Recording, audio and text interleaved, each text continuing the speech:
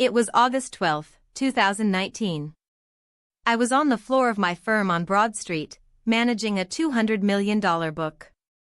A flash crash hit, and in 47 seconds, I was down $2.3 million. I walked out, booked a one-way ticket to Manila, and didn't look back. I had no plan. Just a feeling that I needed air, real air, not the recycled HVAC of a 45-story trading tower.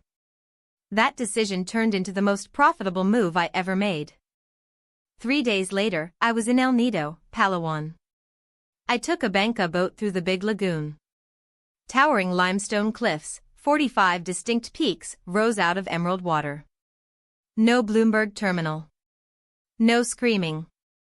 Just the sound of oars dipping. That night, I ate grilled tuna caught 2 hours earlier, and I realized, the most undervalued asset in the world is your own peace of mind. And it costs $3 for a fresh fish dinner. Look, I'm not a travel influencer. I'm a guy who spent 15 years staring at red and green numbers on 6 screens. But the Philippines taught me something no trading manual ever did. If this hits you, if you've ever felt the walls closing in, hit like, share this with someone who needs to escape the noise, and hit follow. I've got more stories that will change how you see the world and your money. Back in New York, I'd wake up at 4:15 a.m., heart racing before I even saw the pre-market. In the Philippines, I woke up to roosters and the smell of fried garlic rice.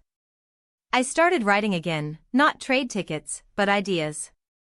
The clarity was insane. I realized my best trades had always come after I stepped away, not while I was grinding. My biggest win, a $4.7 million options play in 2021, came from an insight I had while walking barefoot on Long Beach in Siargao. Siargao isn't just the surfing capital of the Philippines, it's a masterclass in timing. There are 9 major breaks. Cloud 9 is the famous one.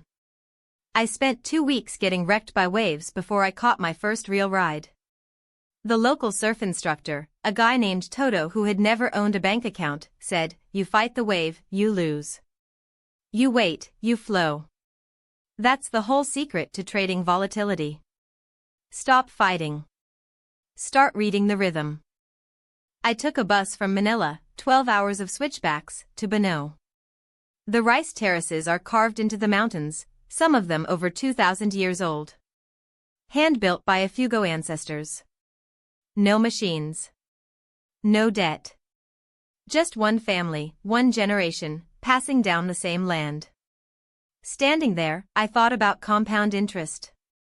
About building something that outlasts a quarterly report.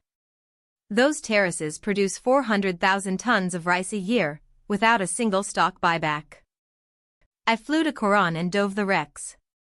At 40 meters down, the Japanese ship Irako sits intact. Sunk in 1944, but the coral has taken over. Schools of jack and barracuda swim through the engine room. Diving those wrecks, I thought about risk management. Those ships made one bad bet, they couldn't adjust. In trading, you never bet the whole fleet. You take calculated positions. The Philippines taught me that every dive, every trade, is a calculated entry with a planned exit. I rented a scooter and rode through Bohol. The Chocolate Hills number exactly 1,776, I counted, then checked. They're perfectly shaped cone hills spread across 50 square kilometers. Geologists can't fully explain the symmetry. It reminded me of a statistical distribution so clean it looks fake. In markets, you wait for patterns like this. In nature, they just exist. I sat on the viewing deck for an hour, just staring. No phone. No trades. Just geometry. Tabataha Reef in the Sulu Sea is a UNESCO site you can only reach by liveaboard for 3 months a year. I spent 6 days on a boat with 12 other divers. Visibility was 40 meters, you could see the bottom like glass. I swam with sea turtles, manta rays, and a 3-meter nurse shark. There are over 600 species of fish there. I realized the best returns aren't in derivatives, they're in experiences that compound into memories. That trip cost $2,800. Worth every penny. I drove north to Sagada, a mountain town in the Cordilleras. At 1,500 meters elevation, the air is thin and cold. I woke up at 5 a.m. to see the sunrise over the sea of clouds from Quiltapan Peak. No tourists. Just fog and silence. I sat there and realized, in 15 years on Wall Street, I never once heard my own thoughts. Up there, I heard everything. I made a decision that day, I'd never go back full-time. 6 months a year in Manila. 6 in New York. That's my balance. A self-made billionaire I used to work with once told me, the biggest alpha is in the places everyone ignores. Everyone goes to Paris and Tokyo. Few go to the Philippines. Fewer still go to the remote islands. But that's where the margin lives. I wrote my best trades in a bamboo hut in Siargao. I closed my biggest deal while eating adobo in a jeepney. The Philippines taught me that opportunity hates crowds. Go where the Wi-Fi is slow and the water is clear. I'm not saying sell everything and move. I'm saying there's a reason you feel that pull. The Philippines gave me back my time, my health, and my edge. My portfolio hasn't suffered, it's up 34% in the 3 years since I changed my life. Financial freedom isn't $5 million in the bank.